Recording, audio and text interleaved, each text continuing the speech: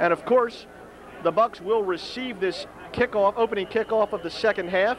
They'll be defending the goal to the left of your screen, and Steve Davis with a good kick deep, taken at about the 13-yard line by Lowe, right up the middle, untouched. And it looks like Davis had to make the tackle. Davis that time assisted by Charles Lett, number 60. But I tell you what, Bill Lowe wasn't touched till he got to about the 40-yard line. Yeah, he really didn't have to do much at all. His blockers did everything for him. And if Davis is going to kick the ball straight down the middle, Norristown's going to have to close it up. If they're not going to close up the middle, then it's going to have to either squib or go sideline with it. So again, excellent field position. We haven't seen anybody. I think the worst field position we've seen all night has been about the 20-yard line, and that was for Norristown. We've got a timeout on the field for equipment, and very quickly we're back and ready to play. 1st and 10 here. The Bucks with possession at their own 46-yard line. The handoff up the middle, nothing sneaky there, but it's good for about 7, maybe 8 yards. This is a huge possession for both teams. If the Bucks score here, they really have the advantage because the clock just ran out on the Eagles, and they probably wisely elected to let it run out. They were fairly deep in their own territory. But if the Bucks score here, then they've used the clock extremely well, and then we'll be up. So we've got a dangerous situation for the Eagles here. Once again, it's 2nd and short for the Bucks, and you might want to look for Ben Snyder to go to the air here. Backs in the I formation, long count. They go to the second back through. It's Lowe around the left side. He breaks free again. Unbelievable. I tell you what, Bill Lowe is turning that corner so quickly the Norristown defenders aren't even getting a chance at him. And it doesn't look like he has any room over there. It looks like there's Norristown defenders swarming all over him. But he really is going untouched. And you have to credit the lead blocker for getting out there and holding up that linebacker, and you have to also credit their ends, their tight end and their split end, for making good blocks. Lowe is really churning out the yardage on the ground here tonight. That's another first down for the Bucks. They'll have 1st and 10 this time from the Eagles' 31-yard line, quickly into Eagle territory. Backs in the I formation, goes to Lowe again, second back through, and that time it's plugged up nicely by the Eagles. Last man in there looked like number 66, Jeff Fisk, but it was stopped up inside before Fisk got in on the tackle. Well, that time I don't even think Butler got there to make any significant tackle. The lineman really closed that hole up well that time. Looked like Tom McKernan. I'm sorry, well, looked like Tom McKernan, number 72, was on the bottom of that pile. It was, and Fisk coming around from the other side. Real good pursuit just to make sure. But yet still 4 yards on the play. The Bucks will have 2nd down and 6 with 9:53 to play here in the 3rd quarter. Snyder goes to Lowe again. Good penetration by Stead. Lowe, unbelievably, picks his way through the middle, walked over a defender, and picked up a first down. That was an incredible play. Well, the Eagles are going with the standard front. Looks like they're using 5 line and just 2 linebackers and the 4 defensive backs. And so far, CB West is really holding off that line in this second half. We're going to have a timeout, officials' time for a measurement. It's going to be very close to a first down. Of course, I've already given it to them, so I think they'll probably wind up doing the same thing. But they've spotted it back just a little bit. It's going to be, looks like not close at all. First, oh, no, I'm sorry. It is going to be close. Very close. It's going to be about 2 inches, 3 inches perhaps for the first down. Yeah, and we'll see what Riser Grove does here, if he stays with the formation or if he brings a few more men up to the line. I'm sure CB West does not want to take this to 4th down, and most likely won't try anything tricky here, being a fairly conservative team. I'd be very interested to see. The last time we had this situation, they did go to Snyder on the quarterback keeper for the 1-yard pickup. Well, they as well have so many people who can get significant yardage, and Snyder is one of them. So it's always something to watch for. If you're trying to hold up and stop that 1 yard, it's very tough to do with so many weapons. Oh, look at this. They go to the air. Snyder doesn't have any place to go, and I'll tell you what, Walt, there was nobody on him. Eric Stead was close, but Snyder just slipped and fell. And, of course, in high school sports, once your knee touches the ground, you're down. And now they're faced with 4th down and about 2 yards to go. Yeah, and that's why, so deep, moving the ball so well, that's why you don't go to the air with a team that's not a tremendous passing team. You don't know what can happen. The Eagles, good pursuit that time. Stead got around, but Snyder certainly had at least 1 yard, probably closer to 5, but slipped down. See, you must be more conservative than Mike Pettin. See that? You called for the quarterback keeper, and he went to the air on third and inches. I can't argue with success, but I have to claim that I was right on that one. And they go to the air again. Good penetration by Stead, but Lowe is open on the sideline. He's brought down from behind, but not before picking up a first down and a whole lot more.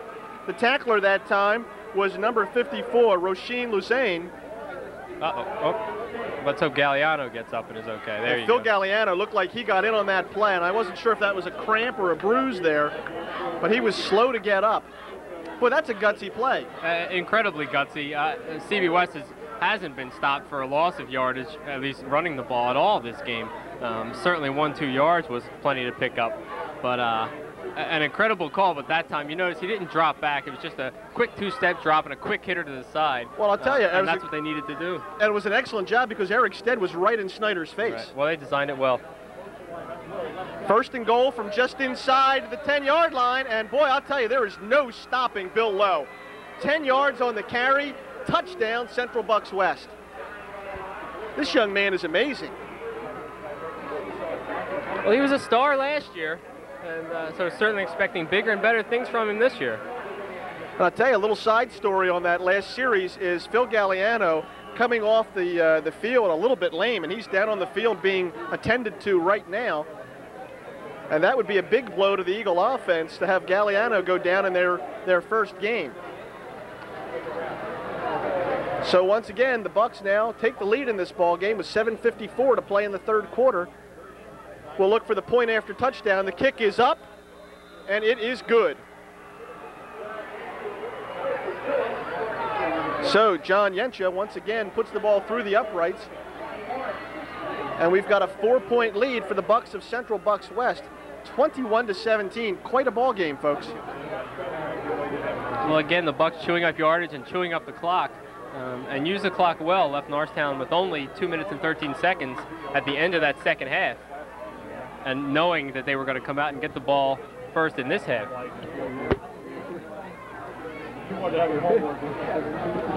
But that certainly is the sign of a team that goes just beyond pure talent, a team that can manage the clock.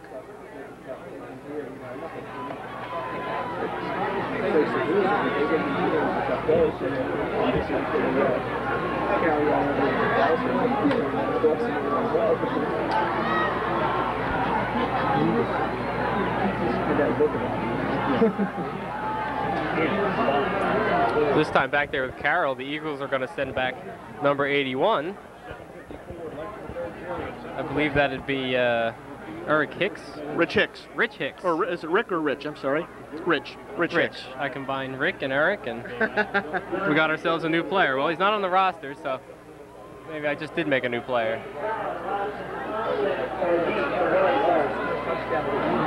He also set up the Bucks in a great field position by running the kickoff back over. So with 7:54 to play in this third quarter, Central Bucks West wastes no time getting back up on the scoreboard. And Jeff, I bring your attention to the left side of the Eagles' front line on special teams. They're a tremendous two-way lineman, number 72, Tom McKernan, number 66, Jeff Fiss. There they are out there in the special teams. Along with Charles Lett on the far side of the field, number 54, Roisin Lusain. That's a good kick, excellent kick. Taken on one bounce, bobbled that time by Hicks. He picks it up at about the 9-yard line, and he has no place to go. Unfortunately, the Eagle blockers could not hold the blocks.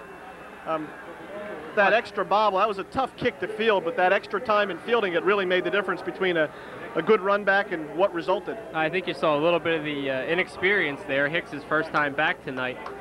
Probably a ball that he should have come up and fielded in the air. Would have had a running start at the return and certainly a much quicker start. It's good to see Phil Galliano coming out to lead the Eagles here. Galliano seemed to be okay as he trotted onto the field. This will be the Eagles' worst field position of the day, starting from their own 17-yard line. They fake the pitch. Galliano looks outside, tries to take it himself, and he is wrapped up nicely. And I'll tell you, the Eagles really need to do something right on offense here. The far sideline is fired up, and CB West has got to feel that momentum is on their side at this point. Well, they can't allow Josh Krager and company to get pumped up and get into it. So far, neither defense has done much as far as stopping the other offense, and the first one who does is really going to have the mental advantage.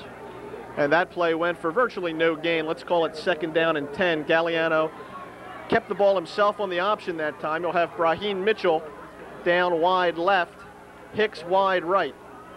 This time the pitch to Carroll. They come around the left side, and that's deep penetration into the backfield. And Walt, you can feel the surge from the far side of the field as the defense comes up with 2 big plays for the Bucks. Well, you wonder why and you wonder how. Is Noristown doing anything different? Right now, let's just give credit to the CB West coaching staff here on Noristown's first possession. They're trying to do the same things, and CB West just will not allow it. That time, it's called a 2-yard loss on the play. It's going to be 3rd down and 12. And you've got to be careful here. You don't want a turnover deep in your own territory. I wouldn't be surprised to see the Eagles keep the ball on the ground. They've got a passing set, and that's where they go. Brahim Mitchell tries to go one-on-one on the outside. Excellent tackle that time by the Buck defender. Good job that time. We'll give the credit to number 7, the tackler for the Bucks, Travis Blomgren. And as good as Brahim Mitchell is one-on-one, those Buck defenders are very, very sound, very, very solid, or else they wouldn't be there, because after all, CB West is a heck of a team. So we had 7 yards on the pickup. It was a well-designed play. It certainly was a passing set. They kept Jeff Butler back to block. Galliano got his primary receiver, but Brahim Mitchell couldn't do it one-on-one. And we'll have our first punt of the game. It's quite interesting that we'd be deep into the 3rd quarter and have yet to see a punt. Oh, it's a high snap. It's bobbled. That's trouble. Oh, boy. Oh, boy, that's what you didn't want to see.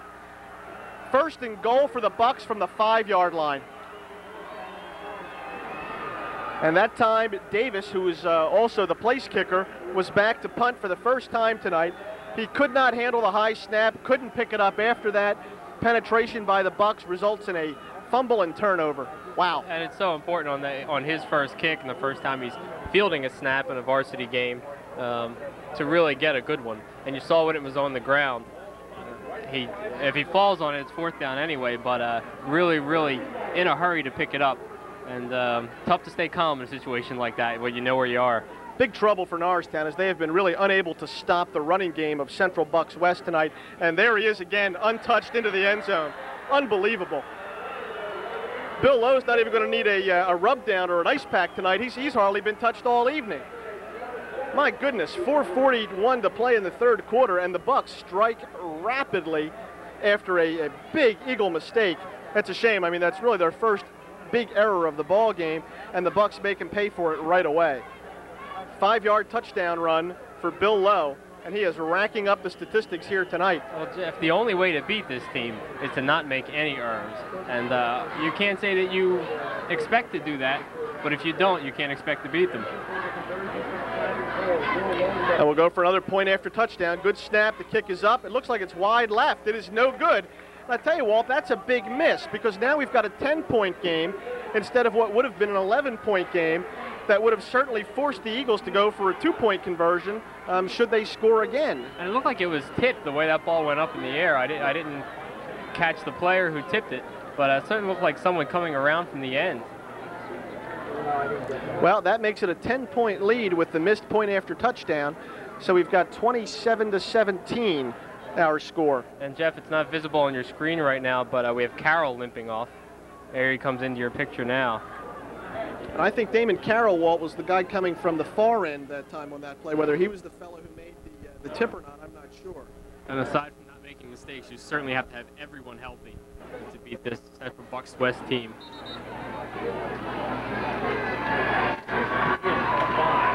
4, 3, 2, Bill Lowe with his 4th touchdown of the night.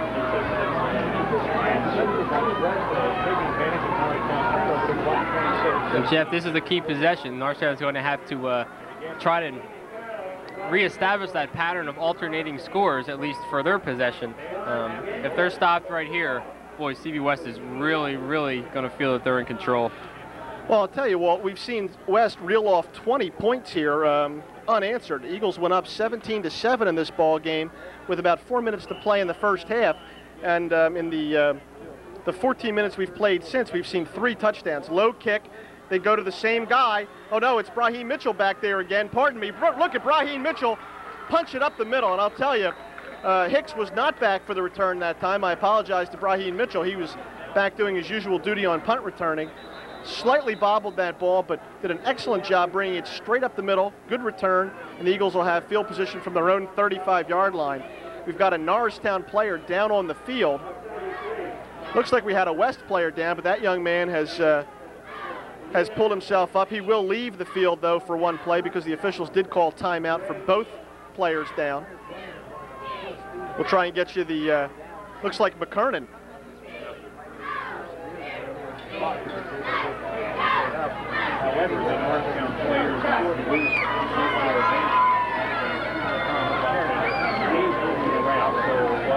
And if so, that'd be a big blow to the Eagles line, both sides of the ball. That's number 72, Tom McKernan, and he is in quite some pain. The trainers are having him rest on the field, telling him not to try and get up again. I'm sure McKernan was a key to Mitchell getting some yardage there, but that's the risk that you run when you put one of your better players out there on special teams. And you certainly can't blame anyone. I'm sure McKernan wants to be out there every snap, every kick, but that is the risk that you run, as you do with anybody on special teams.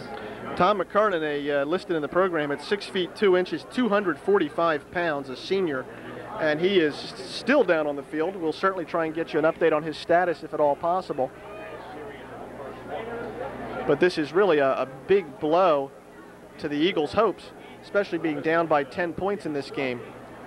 Plenty of time to play, though. 4:35 remaining in the third quarter. Eagles down 27-17, but they've really got to generate some offense. McKernan is up, standing. It looks like his left leg that he's favoring. And he's coming off the field under his own power. And the way he's coming off, I'm sorry, Jeff, I would expect to see him back. It looks like that left leg. Can't tell if it's an ankle or a knee or what it might be. But McKernan's still a little game coming off of there.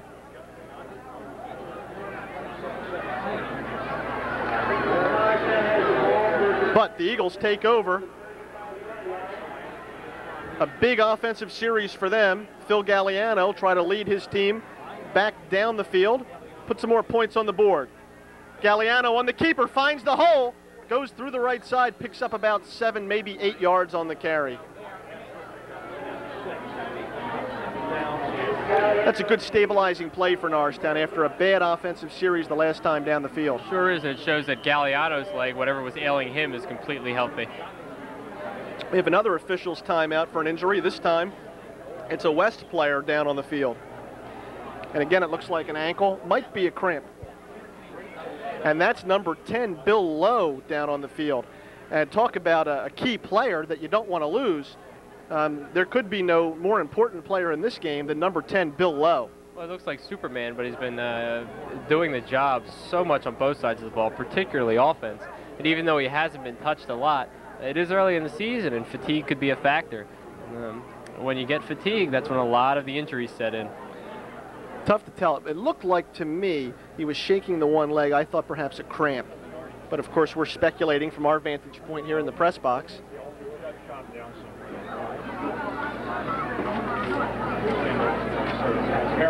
But you certainly can't put the quantify how important Bill Lowe is to this Central Bucks team. He is really the spark that drives their engine. Tom McKernan still on the Eagles bench, being attended to by the training and coaching staff.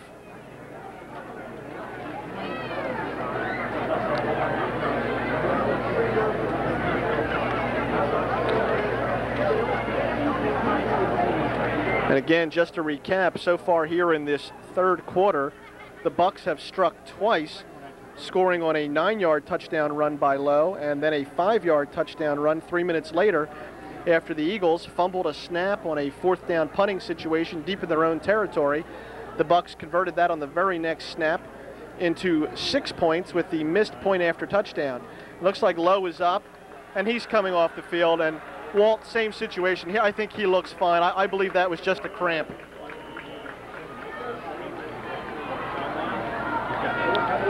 And he'll sit out at least one play. It doesn't even look like he's going to take a seat on the bench. He does have his helmet off, however. They might simply save him for offensive duty. It's now 2nd down and 2 from the 44-yard line. Galliano looks at the offense. Mitchell goes in motion to the far side. The snap, handoff goes to Carroll, and he is bottled up quickly. Well, I tell you, that play just never materialized, Walt. Well, Jeff, sure, the plays are beginning to look very slow and developing, and Central Bucks West is jumping all over that. And that's a loss of 3 on the play. It's going to make it 3rd down and 5 from the 41.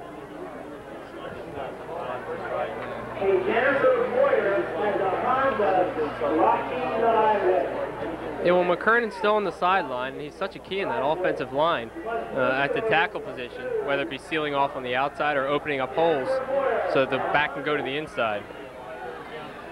3rd down, this time Galliano on the keeper, and he's not going to make it. Phil Galliano tries to roll forward close to the 1st down, but it's going to be a 4th down and about a yard, I think, Walt. Well, here's a key situation. What do you do here if you're Roger Grove? You're not yet to midfield. You've got 4th down and inches.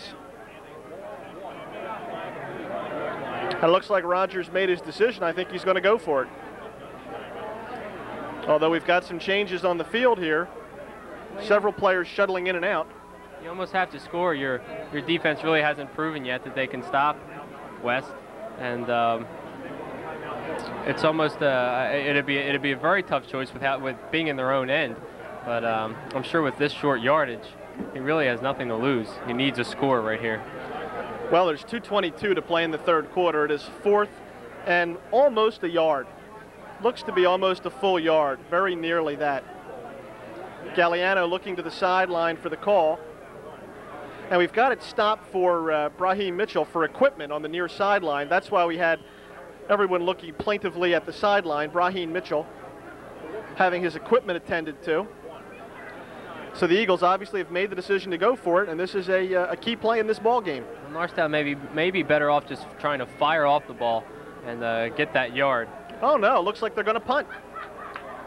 Mitchell into punt. Now they set the offense out of the punt formation. Very interesting. Timeout West. Oh, I like that. Good call by Mike Pettin. The Eagles come out in the punting set with Brahim Mitchell back, seemingly ready to do the punting chores. On the count, they split out the offense into the offensive set, seemingly ready to go for it, and rather than risk a disaster, Pettin, I think, wisely calls timeout. Well, sure, that was so different from the formation, any formation they've seen all night. Noristown really using only 2 basic formations with split back and occasionally going to the eye. In this case, the CB West defense, I'm sure, very confused and not knowing what to expect. And being up, they could afford to burn one of their timeouts. So, once again, Noristown will come with a fresh play here. Roger Grove out talking to his fellas.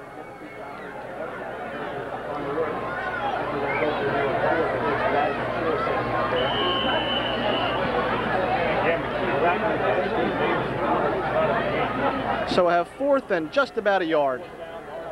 And again, the Eagles will go for it. They'll come out of their traditional set this time. Backs in the eye. Wideouts left and right. Galliano, oh, he's stuffed up. Oh, what a play to David Carroll on the pitch. Carroll goes around the left side. He's going to go all the way. Touchdown, Noristown. Oh, brother, what a play. 55 yards for a score. Folks, I can assure you that that was not planned. Phil Galliano would stop dead, cold in his tracks, and a tremendous awareness to pitch the ball back to Carroll. Carroll had no trouble getting to the end zone. Boy, I'll tell you, West did a great job stuffing it inside. Galliano was not going to get the 1st down, but what presence of mind to turn, see Carroll there, and before he falls to the ground, before the whistle blows, a perfect pitch to Damon Carroll, and Carroll goes untouched 55 yards for a touchdown. Wow. Well, Jeff, I think Noristown has found their leader, quarterback Phil Galliano. Steve Davis on to attempt a very important point after touchdown. High snap. The hold is down, the kick is up, and it is good. and we have got a 3-point game, 27-24.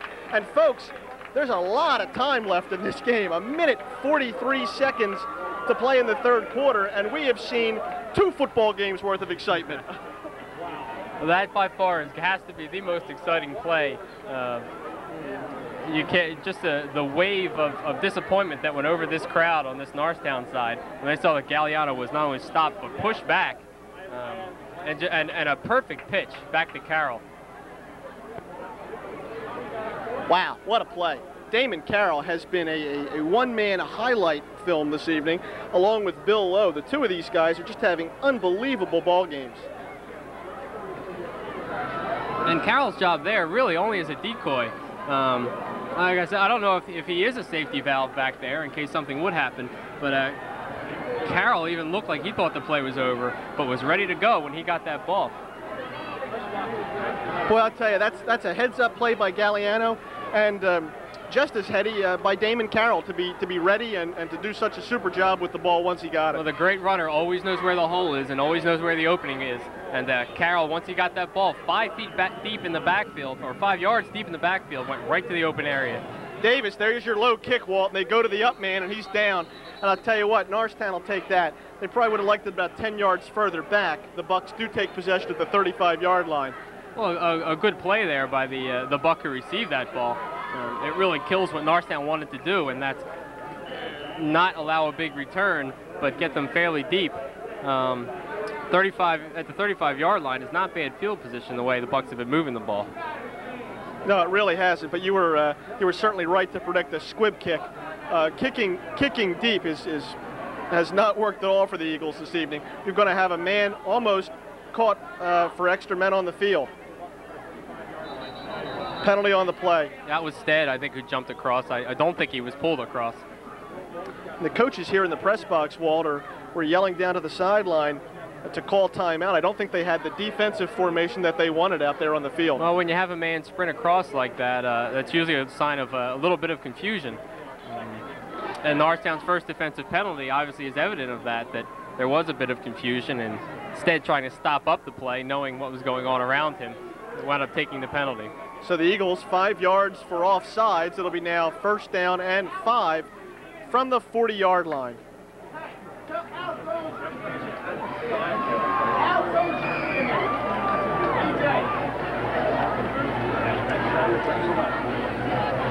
Ben Snyder.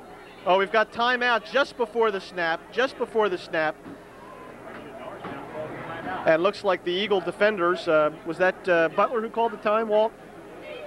Most likely, being the defensive captain, well, one of the Eagle captains, the defensive captain and the signal caller on defense. Butler, I guess, didn't like what he saw, and you certainly can't allow that big play here. And the coaches here in the press box, the Eagle coaches, certainly were communicating with the sideline that there was some problem with the defensive set. And you hate to have to waste a timeout there, but certainly that's better than being stung for a quick score. So the Eagles really not in sync here on this series of plays. First play they're called for offsides, and on the second play they need to call timeout before the snap to get the proper set on defense. So we'll try this again with 55 seconds to play here in the quarter. The Bucks up by 3, 27-24.